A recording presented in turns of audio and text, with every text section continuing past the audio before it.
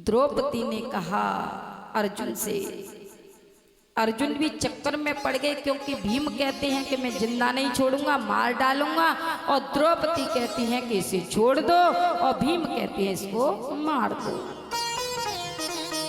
तब द्रौपदी ने और अर्जुन से कहा, स्वामी क्या आप नहीं जानते हो कि ये आपके गुरु द्रोणाचार्य जी के पुत्र हैं अश्वत्थामा, अगर तुम इसको मार दोगे तो गुरु द्रोणाचार्य जी तो अब इस संसार में है नहीं, अगर तुम इसको मार दोगे तो तुम कहा जानो कि एक माँ का दुख क्या होता है।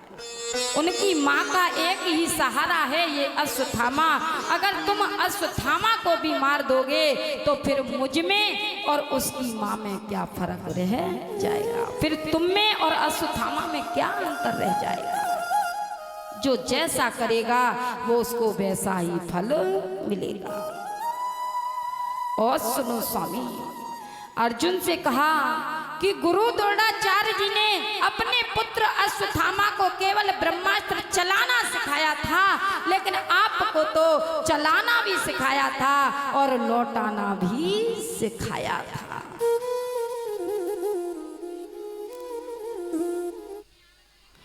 अश्वत्थामा की माँ विधवा है, मैं तो फिर भी सदवा हूं।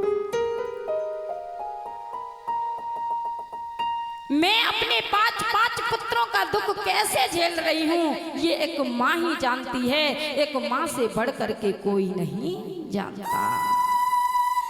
इसलिए आज द्रौपदी ने अर्जुन से कहा कि स्वामी आप अश्वत्थामा को छोड़ दो, मत मारो। तो भगवान श्री कृष्ण क्या करते हैं भैया, अर्जुन भगवान श्री कृष्ण की तरफ देखने लगे। अर्जुन कहने लगे, प्रभु मेरी तो कुछ भी समझ में नहीं आता है, प्रभु मेरी तो कुछ भी समझ में नहीं आता है। भीम कहते हैं कि इसको मार दो, द्रौपदी कहती हैं इसको छोड़ दो, अब आप ही बताओ कि मैं करूं तो क्या करूं, आप ही बताओ कि मैं करूं तो क्या करूं। तब भगवान श्री कृष्ण ने अर्जुन से कहा कि हे अर्जुन तुम ऐसा करो, तुम मेरी दोनों आज्ञाओं का पालन करो, तुम मेरी दोनों आज्ञाओं का पालन करो, तुम अश्वत्थामा को मारना भी मत और इसको छोड़ना भी मत, मेरी दोनों आज्ञाओं का पालन करो। अब भीम चक्कर में पड़ गए, भीम कहने लगे लो कर लो बात, ऐसे ऐसे न्यायाधीश और आ गए तो है गई, चल गया काम। अब भगवान श्री कृष्ण कह रहे हैं इसको मारना भी मत और छोड़ना भी मत, अब बताओ इसके साथ करें तो क्या करें। लेकिन भैया अर्जुन समझ गए कि प्रभु क्या कहना चाहते हैं, अर्जुन समझ गए कि प्रभु क्या कहना चाहते हैं, क्योंकि भैया अपमान होता है ना, अपमान वो मृत्यु से भी बढ़ करके होता है। अगर जिस किसी का भरी समाज में अपमान हो जाए, समाज वाला कोई व्यक्ति हो और उसका समाज में किसी ने ऊंची आवाज में भी बात कर जाए या उसका अपमान हो जाए तो समझ लो उसके लिए तो वो मृत्यु से भी बढ़ करके होता है। अर्जुन समझ गए कि हमें क्या करना है, तो अर्जुन ने क्या किया कि अश्वत्थामा की मस्तक की मणि उतार करके द्रौपदी को दे दी, सारा सिर मुड़वा दिया और सारा सिर मुड़वा करके अपमानित करके और अश्वत्थामा को शिविर कक्ष से बाहर कर दिया।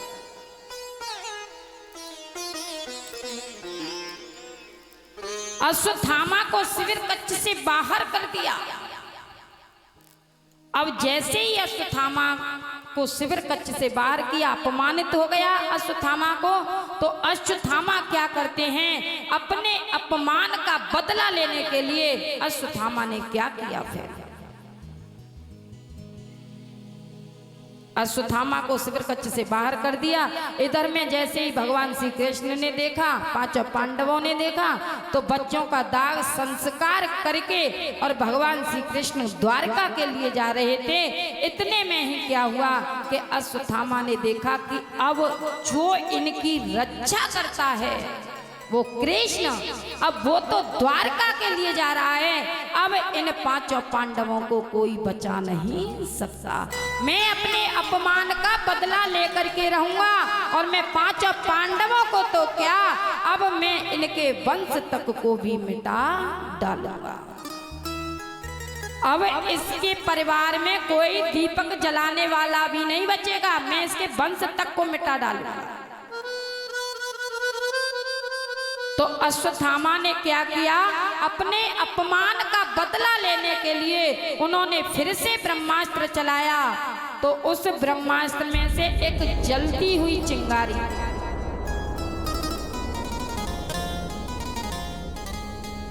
उस ब्रह्मास्त्र में से एक जलती हुई चिंगारी कहां पहुंची?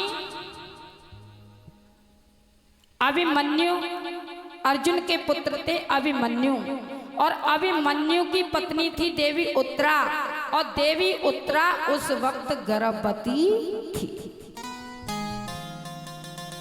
तो जो अश्वत्थामा ने ब्रह्मास्त्र चलाया उसमें से जलती हुई चिंगारी अश्वत्थामा, जलती हुई चिंगारी देवी उत्तरा के गर्भ में प्रवेश कर जाती हैं। अब देवी उत्तरा को बहुत ही दर्द होने लगा, पीड़ा होने लगी, और देवी उत्तरा रोने लगी और रो रो करके और भगवान श्री कृष्ण को याद करने लगी, कहने लगी, हे कृष्ण, हे कन्हैया, जल्दी से आओ और आकर के मेरे गर्भ की रक्षा करो। हे मामा, देवी उत्तरा ने, भैया देवी उत्तरा पांचों पांडवों के पास क्यों नहीं गई? क्या पांचों पांडव बलशाली नहीं थे? लेकिन देवी उत्तरा की सास ने समझाया था कि हे देवी उत्तरा, अगर तुम्हारे जीवन में कभी भी दुख संकट की घड़ी आवे, विपत्ति की घड़ी आवे, तो संसारी लोगों के सामने जाकर के मत रोना, क्योंकि संसारी लोग तो तुम्हारी मजाक बनाएंगे। तुम मेरे गोविंद के सामने रो लेना, तुम उनके चरणों में जाकर के सर रख करके रो लेना, वो दौड़ा दौड़ा तुम्हारे पास आएगा। तो देवी उत्तरा भगवान श्री कृष्ण को याद करती हैं, कहने लगी, हे कृष्ण, हे कन्हैया, जल्दी से आओ और आकर के मेरे गर्भ की रक्षा करो। और रोने लगी, और रो रो करके क्या कहती हैं देवी उत्तरा आज भगवान श्री कृष्ण से?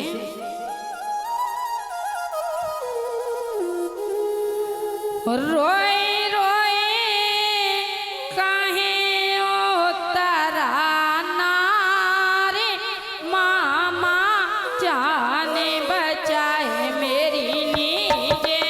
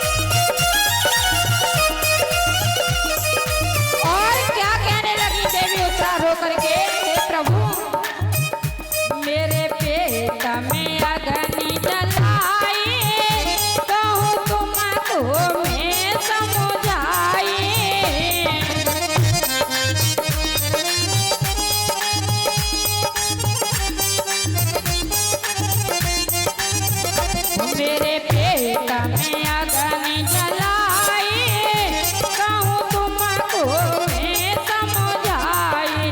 अरे मेरे है रही भारी वीर मामा, जान बचाई मेरी लीजे।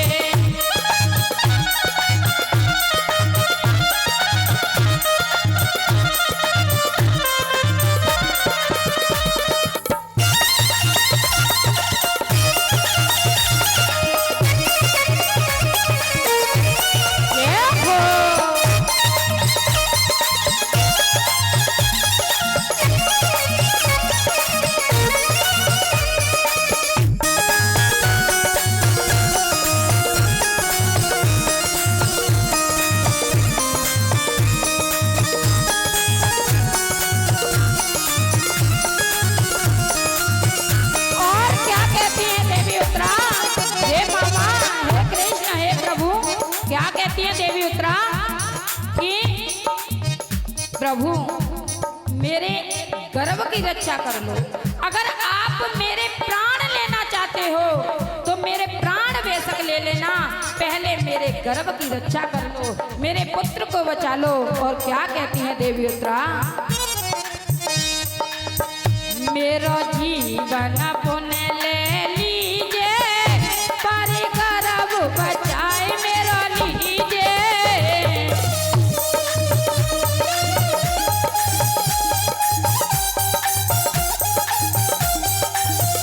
मेरा जीवन पुण्य ले लीजिए, पर गर्भ बचाए मेरा लीजिए। अरे ये दासी शरण तुम्हारा मामा, जाने बचाए मेरी लीजिए।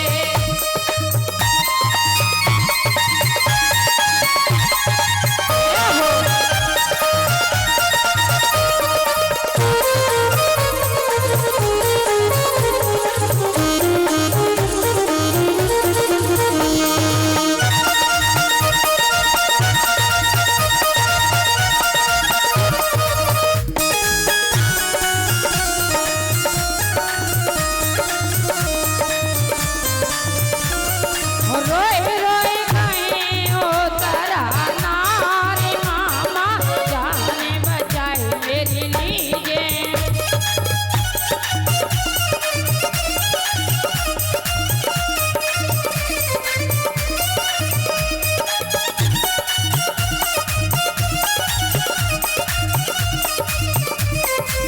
आज भैया इस तरीके से जब देवी उत्तरा रो रो करके भगवान श्री कृष्ण को याद करती हैं, तो आज भगवान श्री कृष्ण ने क्या किया, अपना रथ वापस लौटाया और सुदर्शन चक्र से कहा कि जाओ, जा करके देवी उत्तरा के गर्भ की रक्षा करो।